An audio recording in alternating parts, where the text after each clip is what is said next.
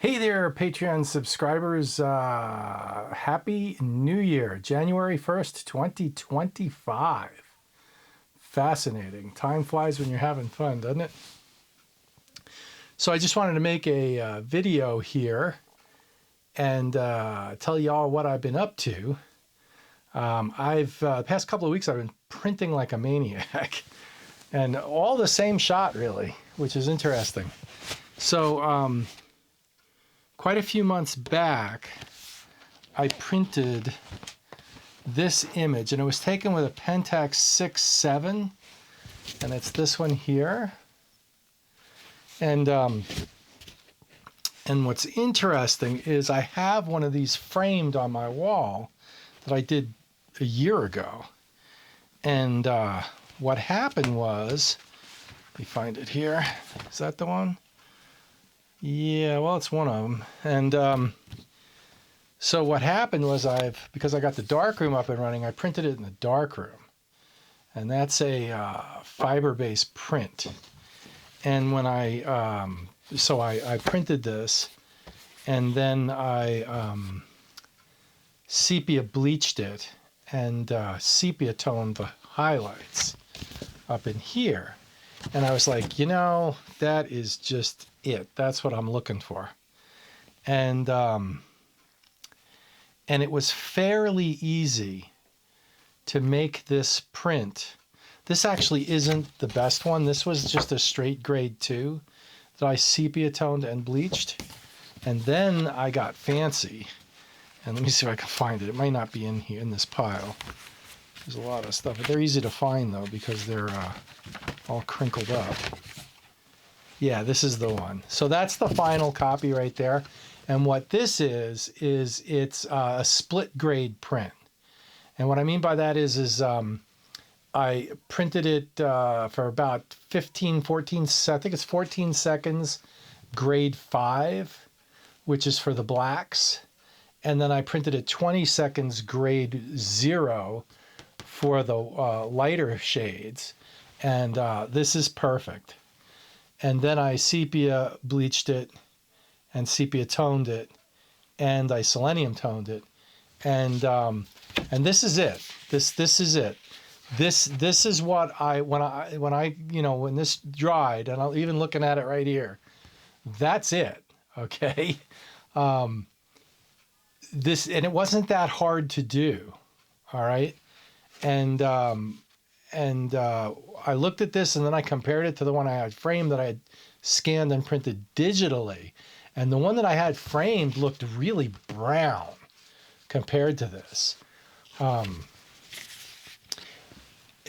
not saying that digital is better or worse than film and wet darkroom prints. And I'm not saying wet darkroom prints are better than digital or film.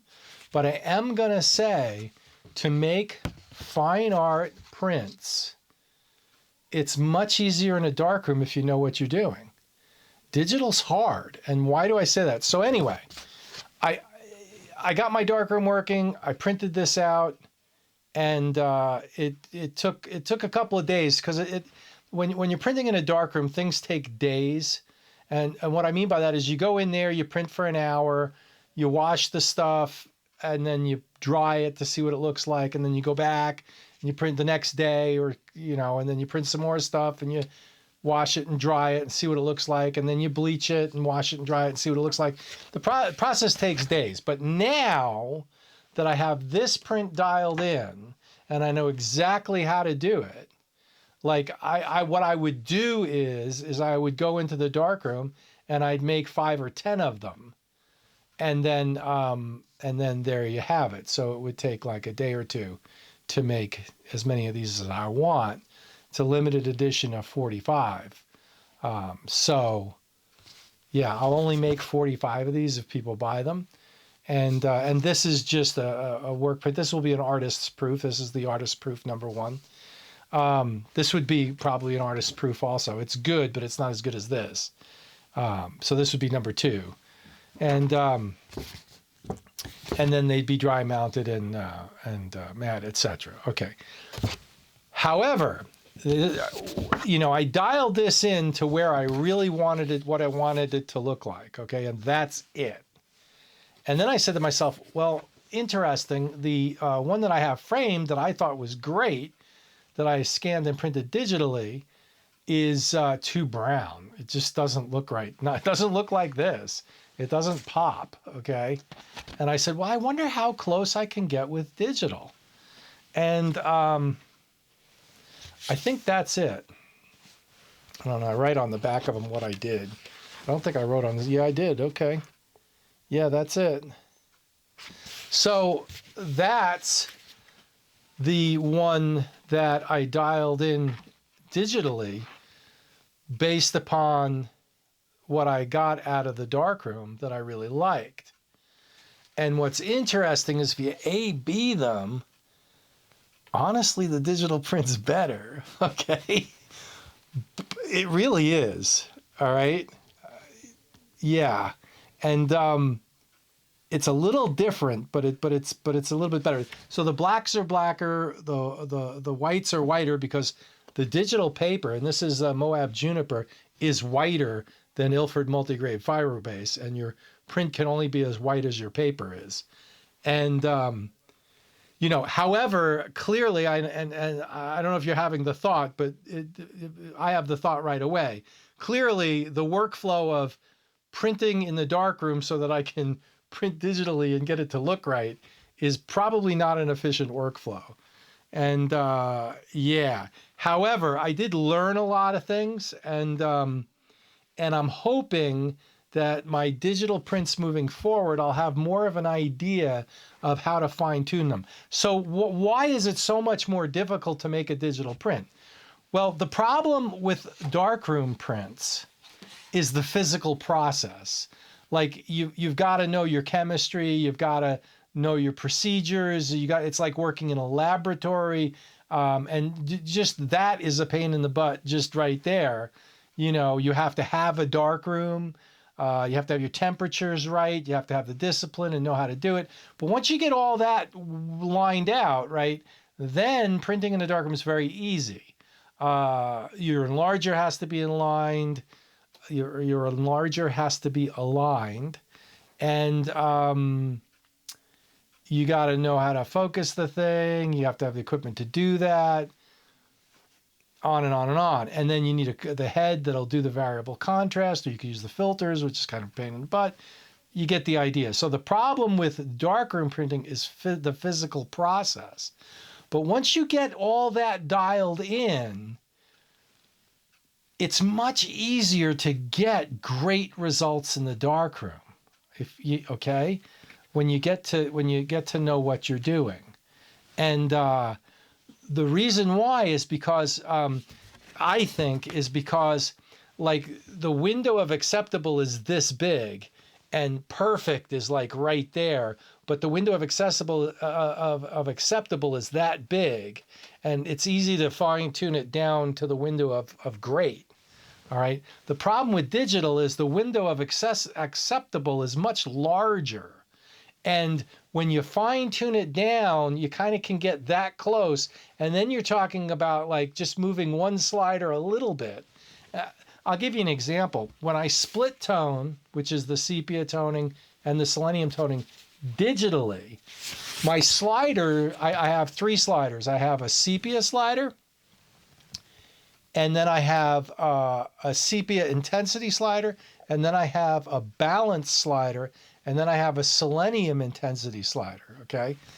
And the sepia slider goes 1 to 100. I want a very subtle sepia tone just in the highlights. And the problem is when I was dialing this in, the difference between, so I could go from 1 to 100. The sweet spot to get the toning like I get in the darkroom is somewhere between 9 and 12, and it makes a difference, okay? So I literally have to print out, and you can't see it on the screen, and I have a calibrated monitor. There's no way.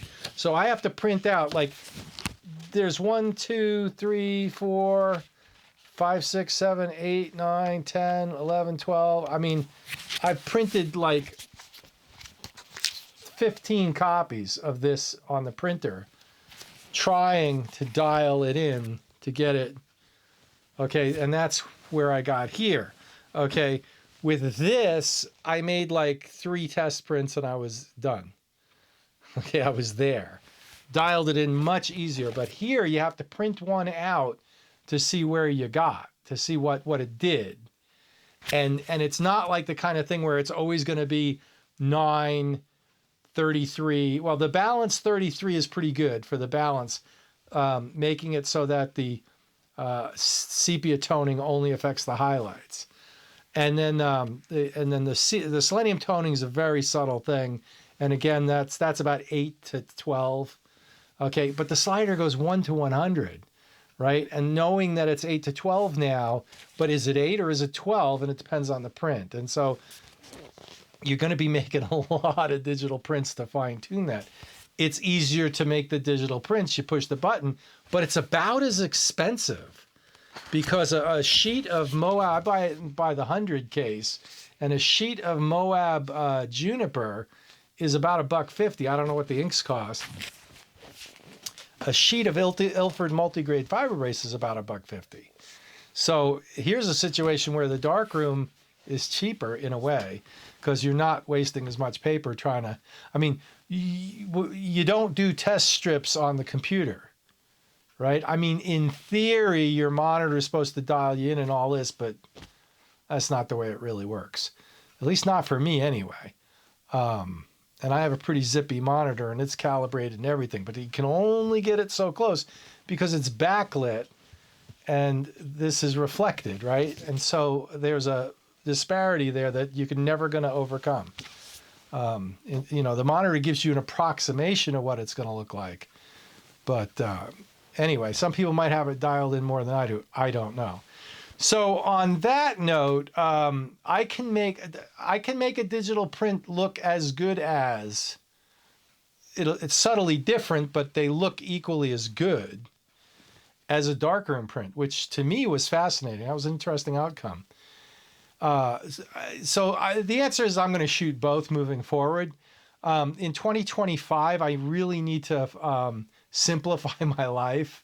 So I'm going to be shooting like one digital system, and I'll be shooting the Pentax 6.7, just because these are the cameras I picked, and the rest of the stuff I'm not going to mess with.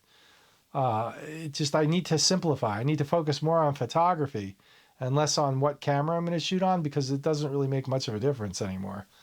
And it's taken a long time to get to that point, but this darkroom printing's really kind of proved it to me that it really doesn't matter. So I think the film, I'm going to shoot the film on shots that I know are winners, but I'm going to experiment and try different compositions with the digital. So there it is. And so, okay. So another thing is I'm working on the ebook for my book. I got a little bit of a cold the past week or so, and so that's kind of taken a little bit of my time of feeling of like doing anything, my creative spirit away. But I'm getting over that and I'm feeling a little bit better, so that's good. And I'm working on the ebook. That should be done within the next week or so. I'm mostly done. I just need to fine tune it and proofread it and go over it and all that. So that's cool. And what else? That's about it. And so Happy New Year. And I hope everybody had a wonderful holiday. And I really appreciate you being a Patreon supporter. Thank you so much. And 2025 is going to be good. I'm looking forward to it. I'm going to emphasize the photography more, which is cool. Because that's now I have some direction now. It's time for a fresh start, clean break, focus on photography, no pun intended, and off we go. So again, Happy New Year. We'll see you out there. Have a great one. Bye.